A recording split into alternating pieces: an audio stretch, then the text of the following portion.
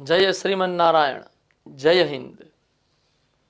श्रीमद् भगवद गीता ग्रंथ के प्रथम अध्याय अर्जुन विषाद योग में हमने 28वें, 29वें और 30वें श्लोक की व्याख्या पिछले व्याख्यान में की, जिसमें हमने देखा कि विषाद से युक्त अर्जुन की जो शारीरिक प्रतिक्रिया है, अर्जुन भीतर से चिंता में आ चुका है और उसकी त्वचा भी जल रही है, उसका मुंह सूख रहा है, उसके अंग शिथिल पड़ गए हैं। ऐसी अवस्था में अर्जुन आगे क्या कहते हैं, इसको 31वें श्लोक से लेकर आगे बताया जाता है। हम देखते हैं 31वें और 32वें श्लोक में अर्जुन ने कुछ ऐसा प्रयास किया है जिससे कि ऐसा सिद्ध हो सके कि इस युद्ध का कोई लाभ नहीं। ये दोनों ही श्लोक कुछ इस प्रकार से है। निमित्तानि च पश्यामि विपरीतानि केशव न च श्रेयोनुपश्यामि हत्वा सबजन माहवे। न कांक्षे विजयं कृष्ण न च राज्यं सुखानि च किं नो राज्येन गोविंद किं भोगैर्जीवितेन वा। परम पूज्य राम सुखदास जी महाराज इन दोनों ही श्लोकों का कुछ इस प्रकार से अनुवाद करते हैं। अर्जुन कहते हैं कि हे केशव, मैं लक्षणों को अर्थात शकुनों को भी विपरीत देख रहा हूं और युद्ध में स्वजनों को मारकर लाभ भी नहीं देख रहा हूं, कोई श्रेय नहीं है।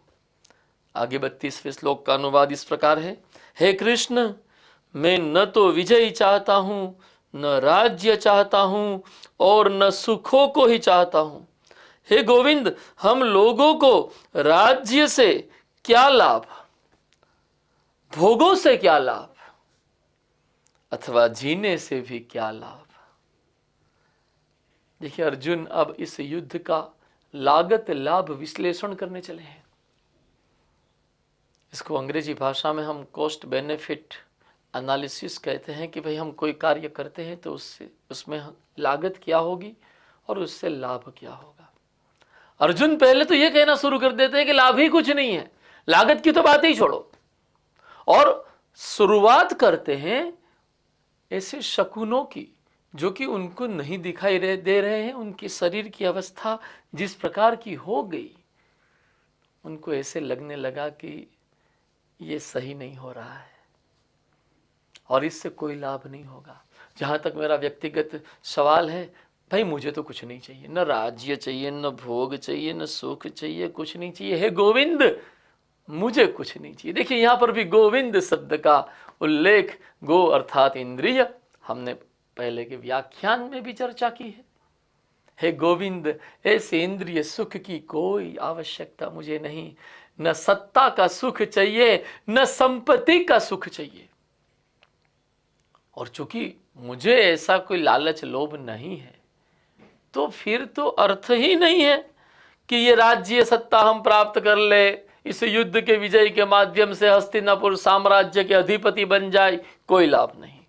इस युद्ध में विजय के माध्यम से भोग विलास के विभिन्न साधन उपलब्ध हो जाए, इससे भी कोई लाभ नहीं। और ये सब स्वजन मर चुके होंगे, तो फिर वो जीना भी क्या कोई जीना होगा? जीने का भी कोई लाभ नहीं बचेगा, अर्थात नुकसान ही नुकसान है। और ऐसे नुकसान की स्थिति में हम ये युद्ध क्यों कर रहे हैं? इस श्लोक में अर्जुन का यह गुण भी सामने आता है। देखिए कि वो अपने लिए तो कुछ नहीं कर रहा है, उसे व्यक्तिगत रूप से कुछ नहीं चाहिए, और यह एक बड़ा तर्क है युद्ध को न करने के लिए उसका एक प्रकार से मन में विचार आ जाना कि मुझे तो कुछ नहीं चाहिए, फिर ये सब क्यों, ये जद्दोजहद, ये हिंसा, ये अमानवीय संकट क्यों।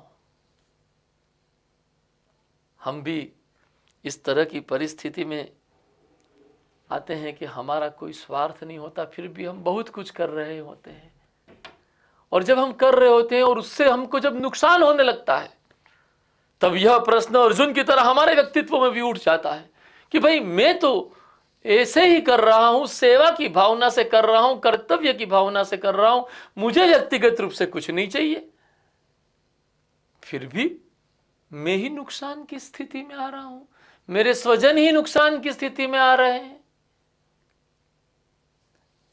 तब उस स्थिति में शायद आप ऐसा भी करते होंगे कि छोड़ दो भाई, हमें नहीं पढ़ना इसमें, बात ही छोड़ो, हमें कोई मतलब नहीं। अर्जुन भी यहां यह कह सकता था कि भाई अगर युधिष्ठिर को चाहिए राज्य वो ले लेवे, भीम को अगर द्रौपदी की प्रतिज्ञा पूरी करनी है कर लेवे, मैं तो युद्ध से चला। अर्जुन के मस्तिष्क में यह प्रश्न भी तो आ सकता है, यह तर्क भी तो आ सकता है, और कुछ ऐसी ही बातें स्वजनों को लेकर वे सोचने लगते हैं। आगे हम देखेंगे 33वें श्लोक से इस विश्लेषण को और भी तर्क के माध्यम से सही सिद्ध करने का प्रयास करते हुए दिखेंगे हमें अर्जुन।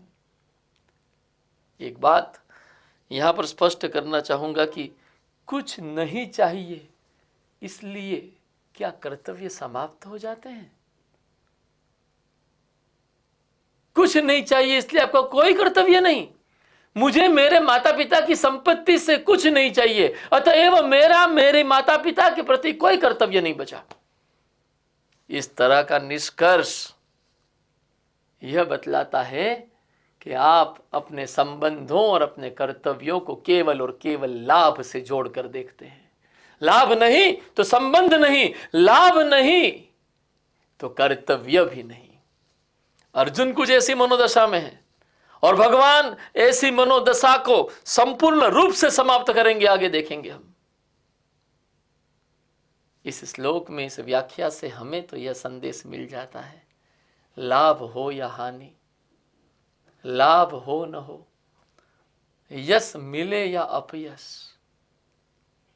हमें इस बात की परवाह किए बगैर हमारे कर्तव्य की ओर देखना चाहिए और उसके पालन के लिए हमेशा प्रयासशील रहना चाहिए। संघर्ष और बढ़ जाएंगे मैं मानता हूं, लेकिन स्वयं को लेकर एक संतोष एवं शांति भी होगी कि हम कभी पीछे नहीं हटे, हमने बैक नहीं किया, हम लड़ाई लड़ते रहे, हम कर्तव्य के लिए लड़ाई लड़ते रहे और कर्तव्य पालन के लिए स्वयं को मन वचन कर्म से समर्पित बनाए रखा।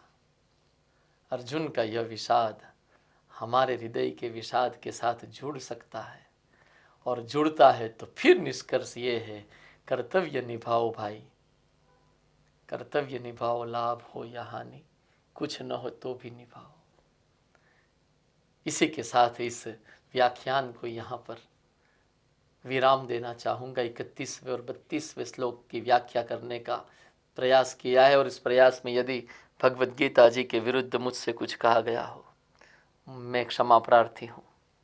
जय हिंद, जय श्रीमन नारायण।